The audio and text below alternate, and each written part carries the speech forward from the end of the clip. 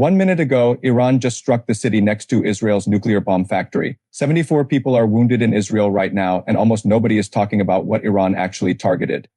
The morning shows covered the missile strike. They showed the damage in the Israeli city of Arad. They reported the casualty numbers, showed footage of ambulances, interviewed survivors, and then they moved to the next story. None of them mentioned the one geographic fact that changes everything about what this strike actually means. The Negev Nuclear Research Center, which is where Israel's nuclear weapons program is believed to be located, sits 8 kilometers from where that Iranian missile landed last night. 8 kilometers in military targeting terms. That is not a miss, that is a message. My name is Professor Jiang, and I study geopolitics and predictive military analysis. I have been covering this war for 22 days, and I want to be direct with you right now. What Iran did last night was not a random missile strike on a southern Israeli city. It was a precisely calibrated communication using a ballistic missile. As the envelope and a geographic coordinate as the letter inside. Before I show you exactly what that message says and what it means for where this war goes next, I need to tell you something briefly because it matters to how I do this work every single day.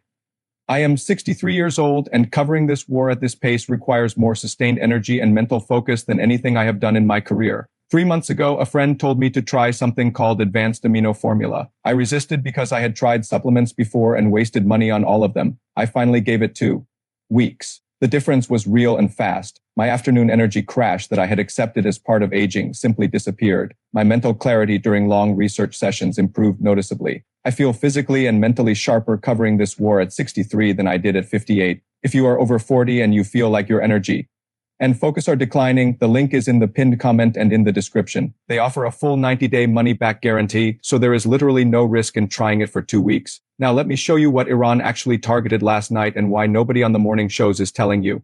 Here is the specific geographic fact you need to understand first. The city of Dimona in southern Israel sits in the Negev desert. 8 kilometers from the center of Dimona is the Negev Nuclear Research Center, also called the Dimona reactor. This facility has been operational since 1963. It is the most sensitive and most protected location in Israel. No journalist is allowed inside. No IAEA inspector has ever been granted access. The Israeli government has never officially confirmed or denied that nuclear weapons are developed or stored there. But every serious intelligence service in the world, including the CIA, has assessed for decades that this is where Israel's nuclear weapons capability lies. This is the facility that Iran has been claiming for years it has the right to retaliate against because Israel struck Iran's nuclear facilities at Fordo and Natanz in the opening days of this war.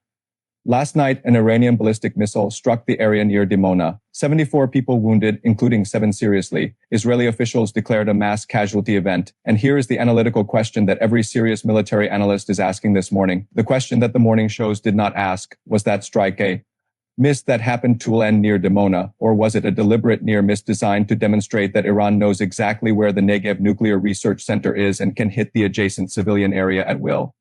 To answer that question, you need to understand Iranian ballistic missile accuracy. Iran's most advanced GPS-guided ballistic missiles, including the Fateh-2 hypersonic missile and the Khyber-Shikan, have a documented circular error probability of approximately 3250 meters. That means under normal operating conditions.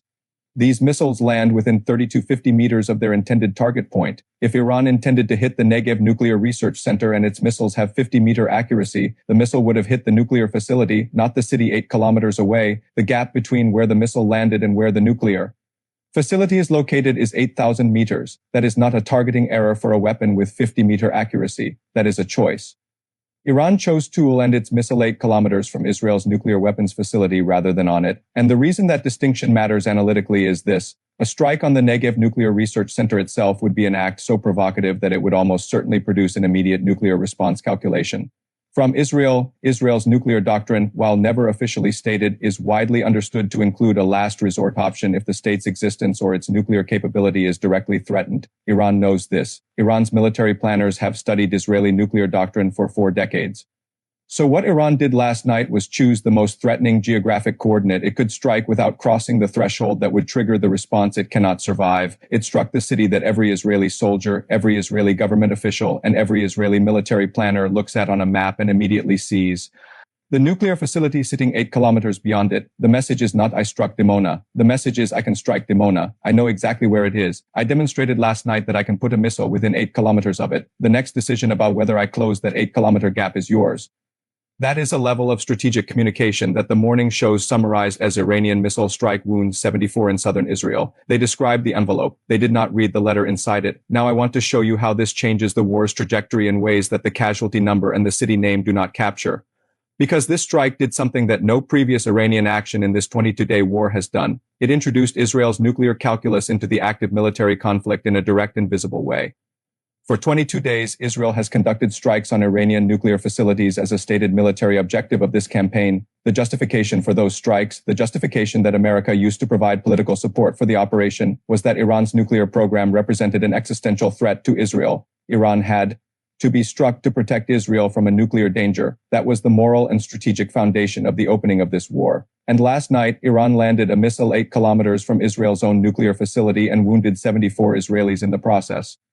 The strategic mirror that this creates is the most uncomfortable diplomatic reality of this conflict. Israel struck Iran's nuclear sites to prevent Iran from being a nuclear threat. Iran struck adjacent to Israel's nuclear site in response. The international community, which was already moving toward a General Assembly ceasefire resolution, now has to navigate a conflict in which both sides have targeted the other's nuclear infrastructure in the same 22-day period. The moral asymmetry that Israel and America relied on in the opening days of this war, the argument that one side was protecting itself from nuclear danger while the other was the nuclear danger, has been significantly complicated by what happened in Dimona last night.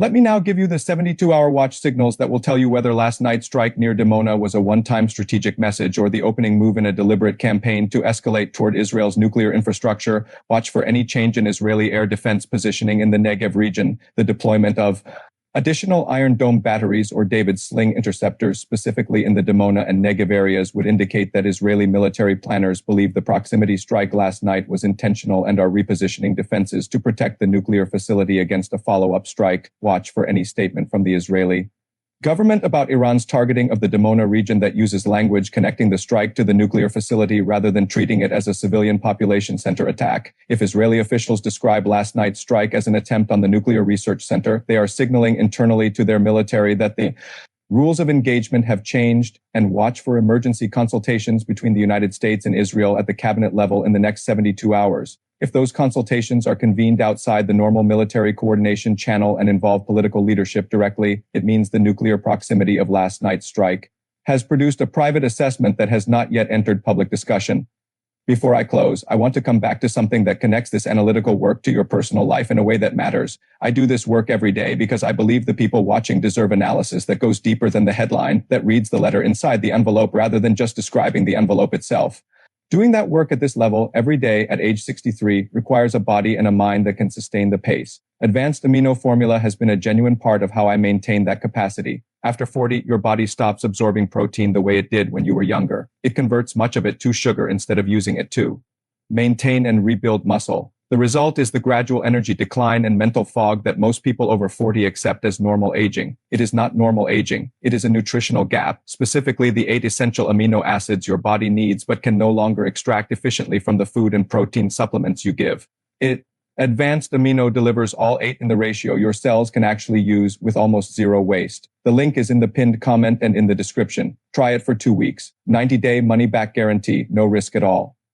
Iran struck 8 kilometers from Israel's nuclear facility last night. The morning shows reported 74 wounded and moved on. What they did not tell you is that a missile with 50-meter accuracy that lands 8 kilometers away did not miss. It chose where to land, and that choice is the most important strategic communication of this entire 22-day war. Subscribe right now if this gave you the analytical depth that the news cycle is not providing. Drop a comment below with yes or no. Do you believe Iran's proximity strike near Dimona was a deliberate message about Israel's nuclear facility or a targeting error? I read every single comment. I will see you tomorrow.